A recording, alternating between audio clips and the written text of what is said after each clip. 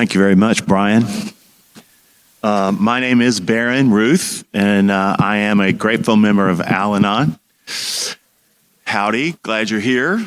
I love coming to events like this because a weekend long of the problem and the solution,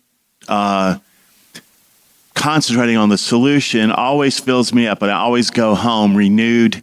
And if I could, I would do something like this, not necessarily me speaking, but me hearing others. I would do that all the time. So I have some, let's see, who am I grateful for today? Well, yes, Brian and his lovely wife. Yes, he texted me about 2 weeks ago and said, we need to talk before you come. And of course, we never did that until the day before, but we had plans. I mean, my wife and I are adventurers, so we had staked out where are the historical places down here, where are the great restaurants. We had a reservation for a day before Valentine's at Jesse's on the Bay. So when we drove down the bottom of the hill at 9 o'clock and it was flooded because there's only one way in and out of where we live, we turned around and said, plan B. So moved the dinner reservation to lunch, got over that we wouldn't get to visit historic Fairhope or Fort Morgan or anything. That's fine. And at 2 o'clock, 3 o'clock, it was damn the torpedoes. I mean, it was like, we're going to go see Admiral Farragut, right? So, yes, we went through, what looked like about 6 inches of water, which was a foot, but we have an SUV that fits over it. And yes, the cameras were blinking, but we made it, and we're glad to be here because this is where the solution lies. And my spiritual program is, as it says in the 5th tradition of Al-Anon, we practice the 12 steps of AA ourselves. And it says in the 5th tradition, like it does in the Big Book of Alcoholics Anonymous, ourselves is italicized. And that means it's something very important. It's more important than the previous word or more important than the word after. And I take that very seriously. And I will tell you that my life took off when 2 things happened. My recovery took off to a level I had not dreamed of when 2 things happened. When I got a God of my understanding and when I was introduced to the Big Book of Alcoholics Anonymous. My life, I had 5 years in Al-Anon. I went to Al-Anon, sat in Al-Anon for a couple years, still felt restless, irritable, and discontent. I was not yet leading the abundant life that I thought. I was just getting relief 3 times a week. And so I naturally, and I'll tell you the reason I did this in my story, I picked on a double winner lady who used to come to the Tuesday night newcomers meeting in Atlanta at the NABA Club. NABA Club's probably the oldest existing clubhouse, continuous clubhouse in Atlanta. And it has AA, Al-Anon, and Alateen. And I met her before the meeting, and she took me out in the backyard, and I said, I'm not getting any better. She got about this close to my face and said, you got a sponsor? I said, no. She goes, you working the steps? I said, no. She goes, we're going to go to the meeting right now and get you one. So I got one. And he was a double winner, although he offered to take me through the book, but he also had Al-Anon literature, and I just figured, well, let's just do Al-Anon literature. So we did work the steps out of the book, Paths to Recovery, which asks a lot of questions. I could tell you that it definitely unlayered some things for me. It did unlayer some things. Did I feel, it was like I checked a box, though, more than anything. So he was my sponsor for about a year or 2, and then he got in a relationship with a friend of mine in Al-Anon that kind of blew apart, and I felt kind of weird giving him advice. So, but he has maintained sobriety and was working on his emotional sobriety. He's a child of God and a person worth. I just felt like it was time to move on. So I got my second sponsor who said, have you worked the steps out of the book, Paths to Recovery? And I said, yeah. He goes, you saved the notes? No. He goes, well, you're going to have to do it again. And once again, I went through it with him. This time, we actually got on our knees, and I don't think we prayed the 3rd step prayer, but we prayed at the 3rd step. I did this most unusual inventory that was, I think it's called a Minnesota inventory. It's like 300 questions long, and it asks you about the problem. And it's not really very solution-based. But again, I checked a box and worked all the rest of them through. And he did give me some indication of the God, of a possible pathway to a God of my understanding, which I began to pursue slowly, but nevertheless began to pursue as a possible truth. So then he for whatever reason, that was over. And, in other words, let's just say I'd learned everything I could learn. So I felt positive about my life. Things were going in the right direction. I had been divorced, so I was a single human being in his 40s, which began to act like he did in his 20s. And I knew that was not going to work. I didn't have a solution, but I knew that would not work because it did not work in my 20s. So I asked, what is so funny? I launched my story and forgot to give gratitude and thanks to my wife, Stacy, who's sitting in the front row. I'll just go sidebar and I'll come back to where I was. I promise I'm not going to do this in perfect order. It's just going to go back and forth, but I hope it concentrates on God and the solution. So Stacy and I have been married for 16 years. She's a member of Al-Anon. We met doing Al-Anon service. And we have been schooled in the traditions by our sponsors as a couple, looking at them as a couple. So I'm kind of excited to hear what Bob is going to say the workshop next. But we have a happy, abundant marriage. That does not mean everything is perfect every single minute, because it's not. But we have tools is outlaid in the Big Book of Alcoholics Anonymous, the AA 12 and 12, and Al-Anon literature that corresponds directly to those same principles. But I just got to tell you, yesterday, we were sitting in, we got here Saturday, right? So we got here Thursday night, and yesterday morning, we were sitting there. We had done our prayer and meditation. I get up to make myself another cup of coffee. She says something like, I'm glad to be here to support you, and I am here to support you. And I said, honey, you have supported me in more ways than I can count. She said, let's try. Which was awesome. I smiled at her. Thought, that's good. I can't count. I cannot count them. So anyway, back to the story. When my third sponsor was a member of Alcoholics Anonymous, and he had something like 25 or 30 years at the time. He was married to his wife, Catherine, who she had been in Al-Anon about the same length of time. I would see them at conferences. They seemed happy.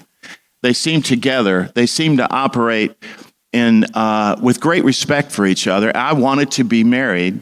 So I did not know any males in Al-Anon that had that track record.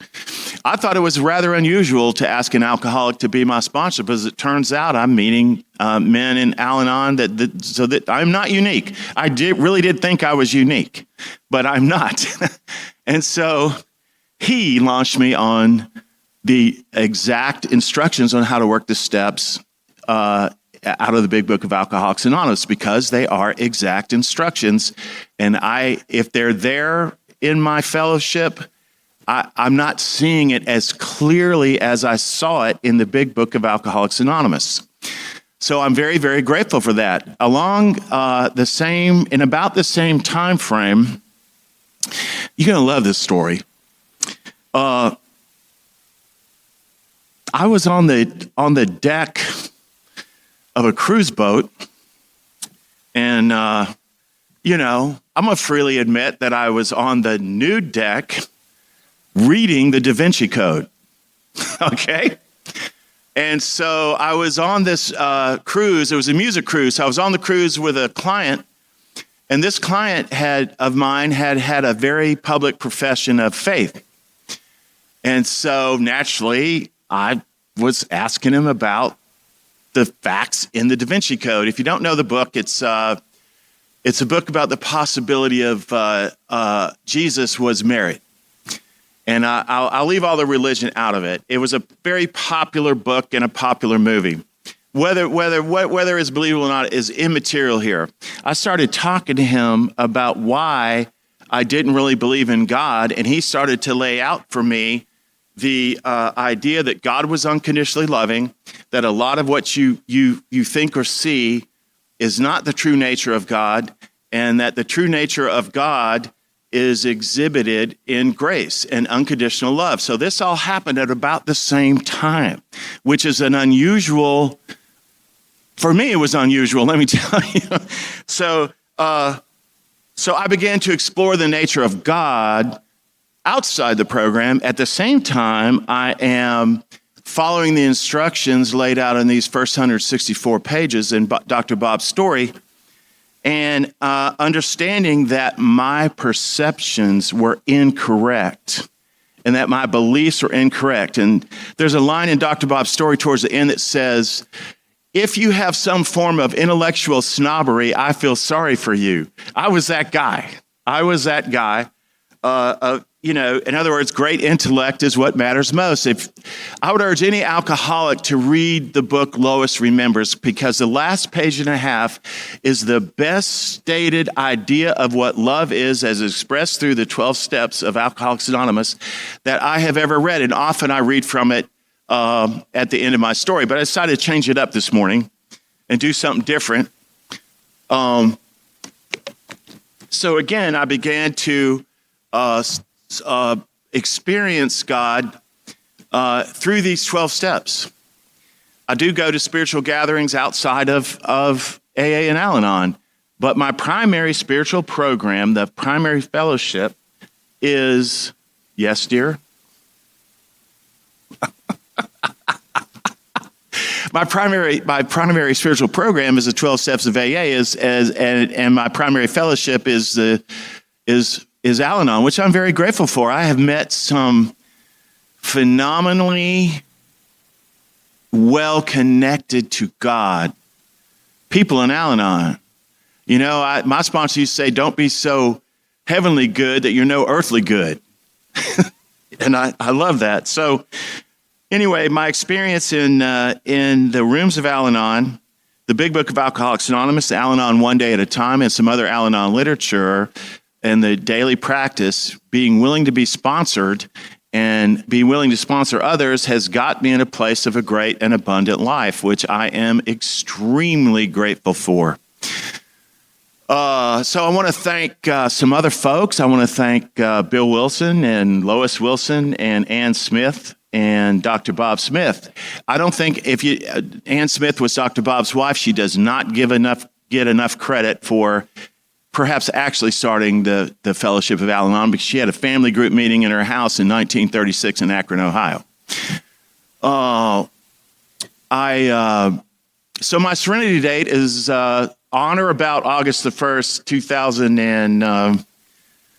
2000. Yeah, right? What'd I tell you, 24 years? Yes, going on 25. And I have continuously stayed in Al-Anon, did get a sponsor and work the steps, have done that multiple times. I do sponsor others and work the steps with them. I keep coming back because this very simple practical program of action gives me exactly what I need. I have learned to turn my will and life over to the care of God as I understand him. And again, I took a lot of time to truly understand the nature of God. So much so that if you ask me my definition of God today, I would say divine revelation with creative energy. That's what I believe God is. God provides a perfect solution to every dysfunction, disharmony, dastardly, bad thing that could possibly happen or humans can create. But the point is, there is always a perfect solution, and that perfect solution is usually expressed in love. And sometimes it doesn't feel good, but that's what it is. So I was born in 1959. I'm older than Peter. I don't see Peter here. Peter was great. Friday night. Peter and I are on tour together. Our last appearance together was in September in Destin, Florida. And Mike, I had heard his story, but I had forgotten I'd heard it till he got to the property line. And when he said property line, I was going to yell out, "The tree man!" And Diane, I'm very grateful to hear your story. And I want you to know that I have a 15-year-old trans male person, my grandchild. No? Girl. Okay, got it backwards. Look, I'm struggling. All right? You know? So, yes. So, but thank you for that. And I heard Mike reference that in his story. I now remember that. And I'm grateful for that. You know, life is going to give us what life gives us. It's our reaction to everything external. It is our reaction that makes it that judgments are created. If my internal condition, my connection to the power greater than myself is good, then I'm capable to motor through and love unconditionally myself. And I'm grateful for that.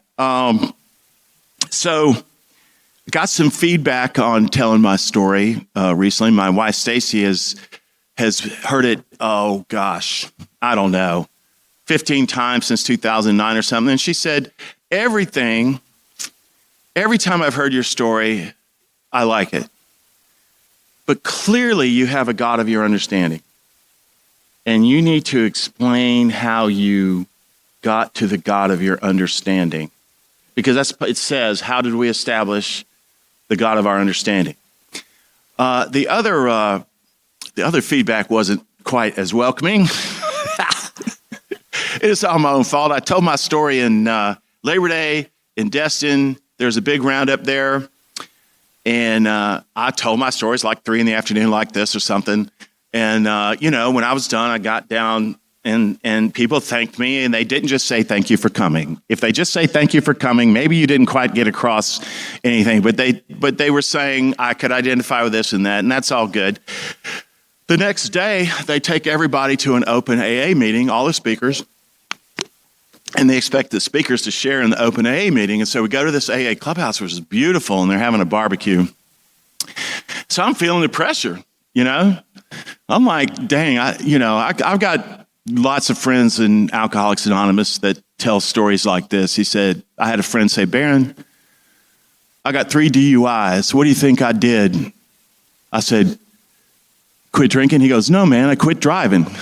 I'm like, okay, these people are really serious about their drinking and they're acting out, and they're very serious about their recovery as well. So I stood up and said, my name is Barron. I'm a member of Al-Anon. I'm here because I tried to control an alcoholic.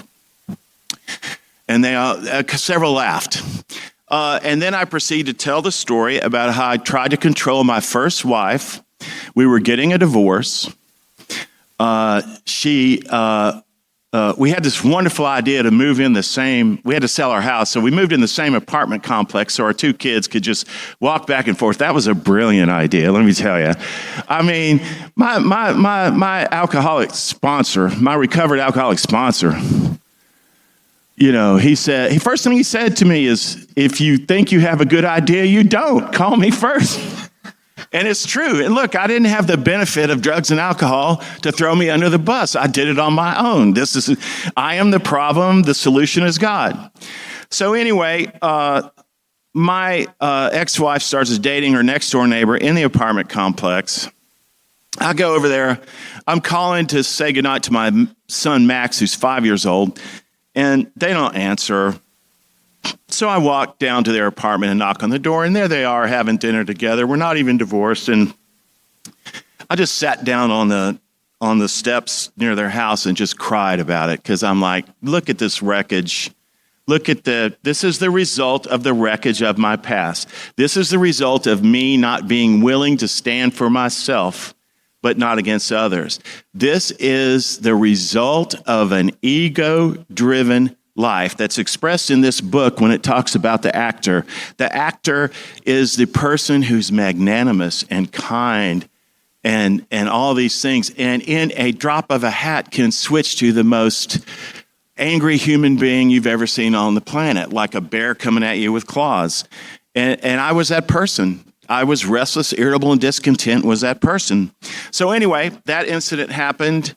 Then I call the kids when they're at Disney World. Guess what? The boyfriend's at Disney World. So I tell my wife, when you get home, we're going to have a family group conscience.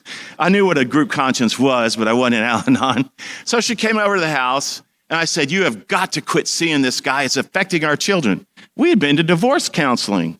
You have to go before a judge to get a divorce in Atlanta, and they send you to a divorce counselor. First thing out of the divorce counselor's mouth was, don't get in a relationship. I'm sitting 2 seats away from my ex-wife going, are you listening very carefully?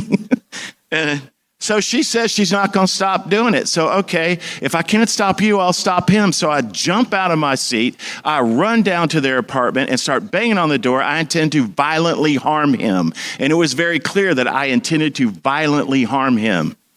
So the point, the cops were called. My recollection is my 11-year-old daughter crying and saying he's not going to do anything is the reason the cops didn't take me away to, I guess the charge would be intending to kill somebody. And so that was my bottom. And so the lady at the clubhouse walked up to me and said, wow, I wish you had put that in your story yesterday because I didn't think it was all that great. So there you go. So that's the feedback. So I didn't want to leave out the bottom. That was the bottom. I'm going to tell you about the rest of it here in a minute. Hang on a minute.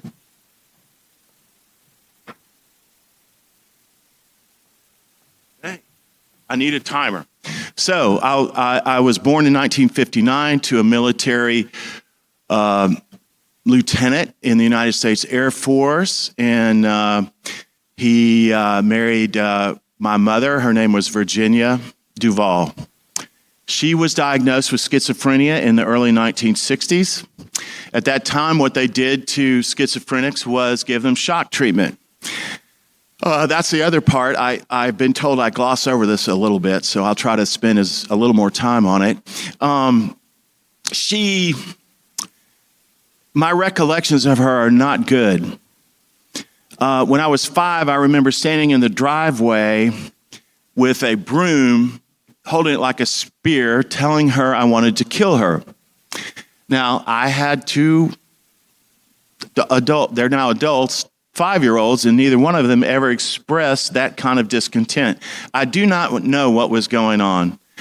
My recollection of her is that she's perhaps somewhat catatonic, meaning sitting quietly for very long periods of time, staying in bed in the dark for very, very long periods of time, or she was rage-filled.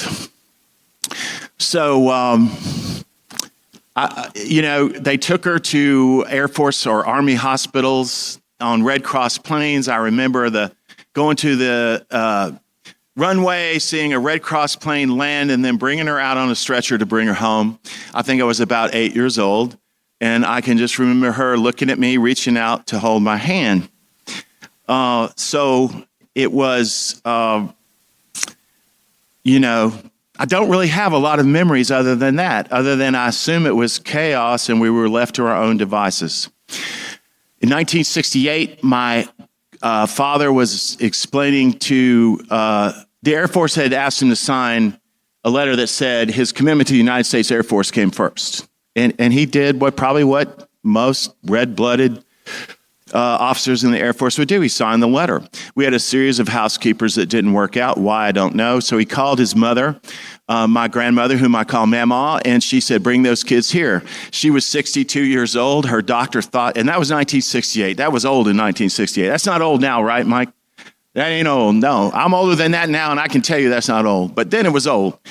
And so she provided her and my grandfather, a stable home. We were disciplined, but not overly disciplined. It was loving, but at the same time, if we were acting out, she would just say, go out in the front yard. We'd had this big football field of a yard and run around till you're done tired. So I bonded with her very much.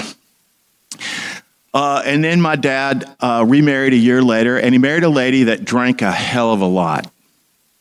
And I discovered that he drank a hell of a lot. And when they drank, they did emotional combat that sounded like it was going to be physical combat. And so that caused me to want to hide. I never knew what was going to happen when I got home from school. Sometimes, the T-shirts weren't folded correct to military standards, so my dresser would be turned over. We never knew if she was going to be in a good mood or a negative mood. But all I know is she drank a lot, and she was very, very emotional and angry when she drank. And my father was the same. He would come home and mix up a bunch of martinis, and then, about 9 o'clock at night, they would explode on each other. This went on probably a couple times a week for 5 or 6 years. So, but they don't call themselves alcoholics because their alcoholism is a self-diagnosing disease. So, our program says if you're in a relationship with a problem drinker, their drinking was a problem for me. So, anyway, I grew up isolated, meaning, I had friends in high school because you're there and you're an incubator. Then I go to college and I work full-time and go to school full-time. And the work full-time, go to school full-time was simply me believing that I was larger than life and could do more than anybody else can do. That's all it was, because there were other means that I could have gone to college. But I chose the material one. So I get out of college and I go to work in corporate America, get transferred to South Carolina where I know everybody, or know nobody, no. Let's see. No, I knew nobody.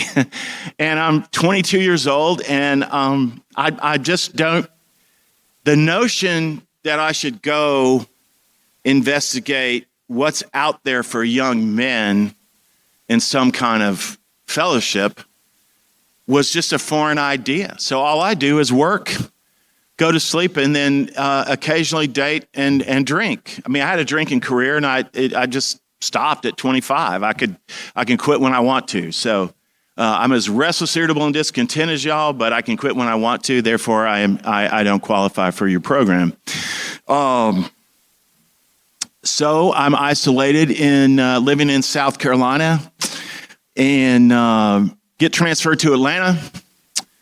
And what do you think a 27-year-old isolated, unhappy young man does when they move somewhere? We get married. So this will relate, I think. I was invited to a formal dinner for my company. I was going to pick up a tuxedo in the mall. I see this young lady in a booth, and she was a radio disc jockey, and she was quite attractive, and she was up in the booth announcing between music, and as she described, I started acting like remora circling a shark. And I finally went up to her and asked her out, and she took out a publicity photo and wrote her name and number on it and handed it to me. And I thought I had arrived. I thought, oh, wow, look at me. Here's this disc jockey. She's a local celebrity, and she drives a Volvo, and she's got a cool apartment, and she's different than all these other corporate America folks I'm around, and God knows I'm different than them. Of course I'm different. And so we went out on a date, and I ordered a drink, and she told me she had 6 months sobriety in Alcoholics Anonymous. She told me a little bit of a history of AA. She then proceeded to tell me, this is the first red flag, okay?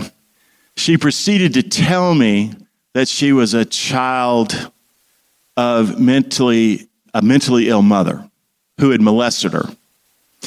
She tells me this on the first date. So I start telling her about my mother who is schizophrenic. Look at us. We have the most, I would say to her, her family is a whole Pat Conroy novel, and mine is a chapter in one, but it's extremely dysfunctional. Let me put it to you that way.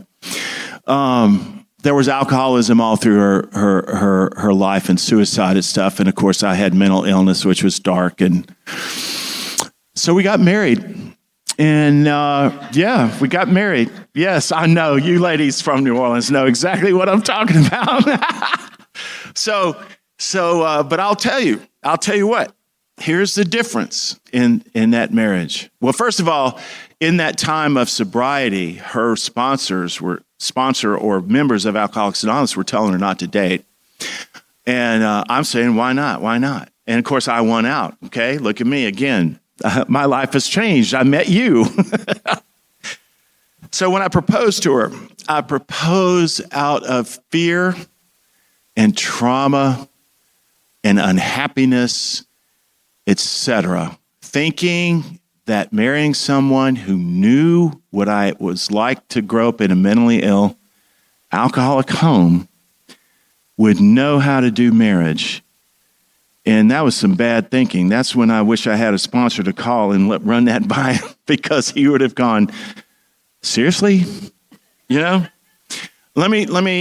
So she had dropped out of AA and was doing other therapeutic means of trying to attack the disease of alcoholism. So we're off to the races. We didn't have alcohol in our home, but we had the isms. And let me tell you, I am restless, irritable, and discontent without divine intervention. So that marriage blew up.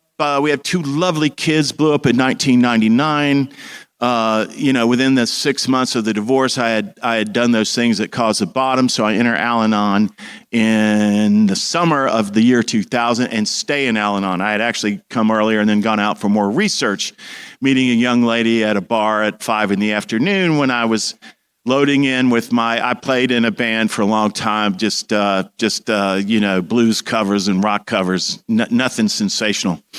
And so I get to the bar at 5, and she's the only one there, and she's drinking hard liquor. And I'm thinking, wow. And in the second sentence, she said something like, all men suck.